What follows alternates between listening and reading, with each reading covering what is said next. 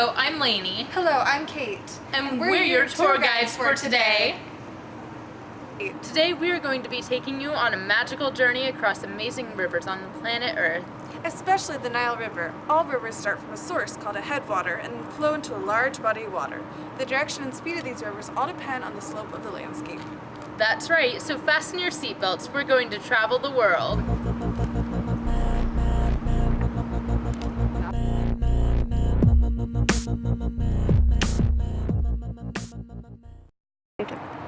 This is the Amazon River. It is found in the Amazon rainforest and is 4,000 miles long. This is the Yangtze River in China. It is 3,915 miles long.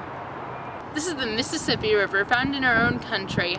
All of these rivers are so different and sustain not only animal and plant ecosystems, but many humans live near rivers and find them essential for survival. But the longest river on Earth, where we will be visiting, is the Nile. The Nile is 4,253 miles long. It is so long there is a variety of climate zones just found on the river.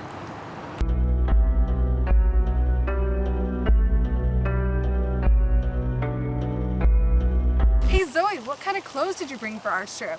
Well, because of the cooler morning and evenings on the Nile, I brought along a light jacket, and I also brought along these sunglasses, because the sun is so direct in Egypt.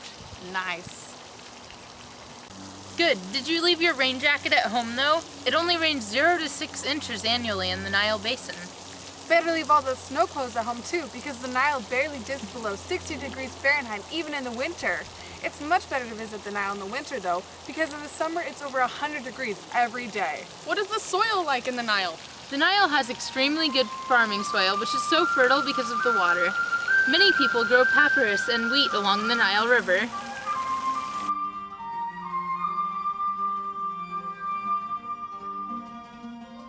There's also other parts of the Nile with extremely dry soil, because Egypt is such a hot, dry desert climate. Hey Zoe, did you know that the Nile River travels through over 10 countries? And did you know the Nile supports over 40 million people? So what kind of animals should I expect to see in the Nile? This is the Nile crocodile. It can be up to 20 feet long. Watch out for these. The hippopotamus. The voodoo catfish and the mudfish. The mudfish can survive months without water. The marble lungfish, and the Nile perch, which can weigh up to 175 pounds. The soft-shelled turtle. Nile monitor, which can grow up to 7 feet long. African shoebill. The African sacred ibis. The African common toad. The dice water snake, which is one of the 10 venomous snakes that lives along the Nile. African nightfish. If two African nightfish swim too close to each other, they will electrocute each other. The Nile tilapia. And the rhinoceros.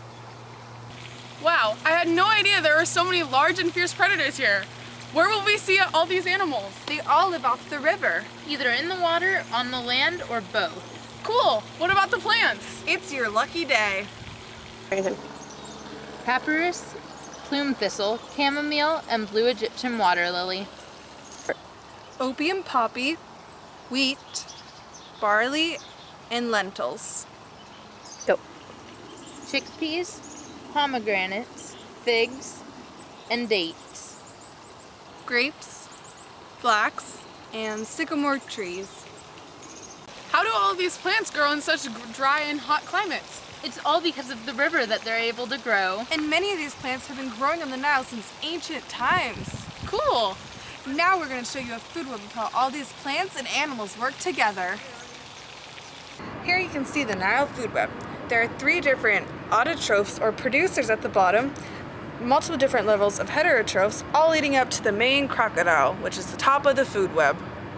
Unfortunately, because of humans, thousands of crocodiles, rhinoceroses, hippos, Nile monitors, and other important animals are being killed every day. These beautiful, essential creatures of the Nile are being killed for things like their skin, their ivory horns, and for food. Without these key top predators, the food webs and system would be totally out of place. Lower heterotrophs would have no predators to stop them, and all the population numbers would be completely different. In addition to animal endangerment, the key economic threat to the Nile region is over-agriculture. The land of these animals and plants is being destroyed to make room for more farmers and more land. The other threats of this region include climate change, water extraction, and invasive species.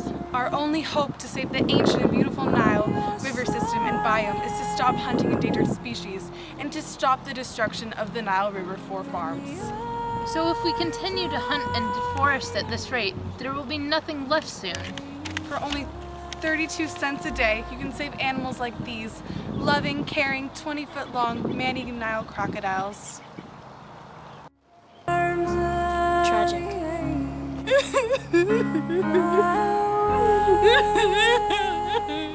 Wow, that trip was awesome. Next up, Amazon River.